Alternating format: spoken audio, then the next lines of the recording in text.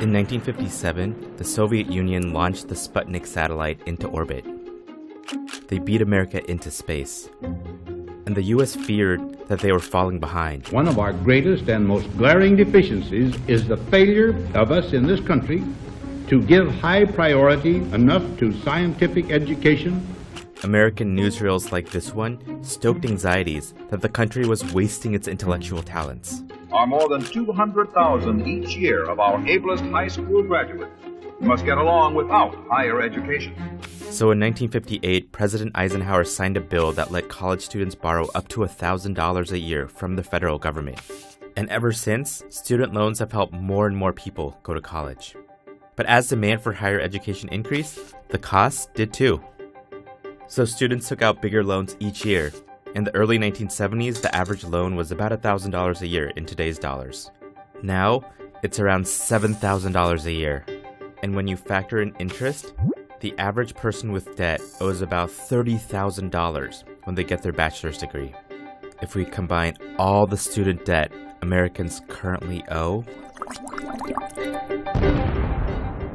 it adds up to $1.6 trillion. This is the student debt crisis.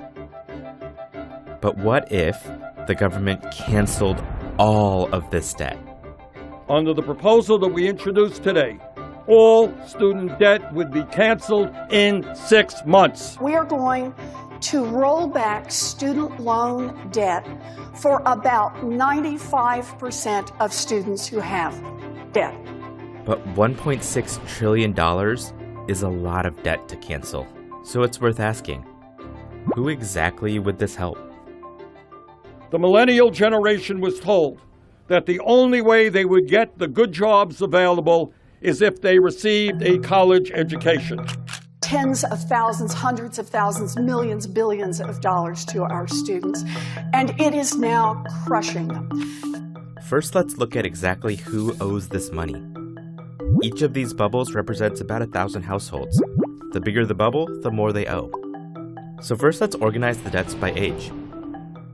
Okay, we can clearly see that most of the debt is owed by people in their 20s and 30s. That includes some of these really huge debts held by relatively few people.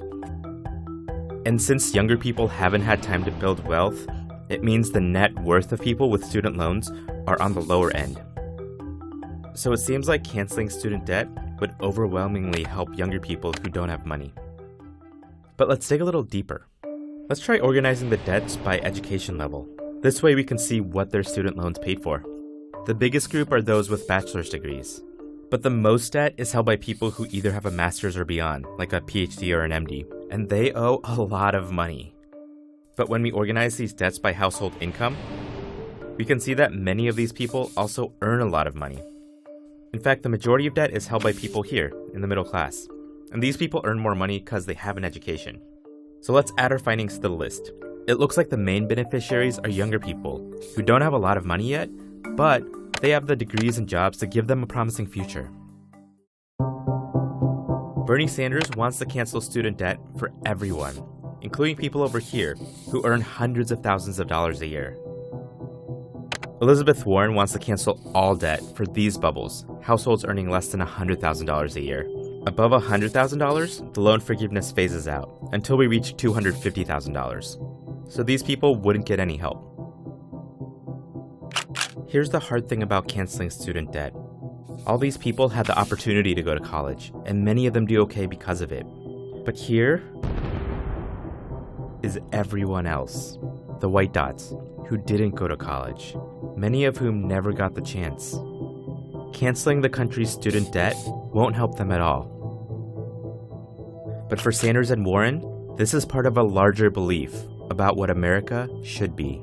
Right now, we have an economy in the 21st century that basically says you're going to need some post-high school training. A century ago, when that was true about high school, we made high school free for everybody. People should not be punished for getting a higher education in a competitive global economy.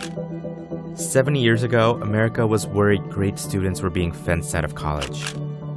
People who could save the country.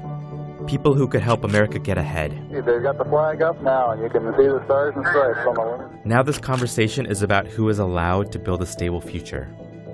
and the great debts we pay for a desperate chance at that dream.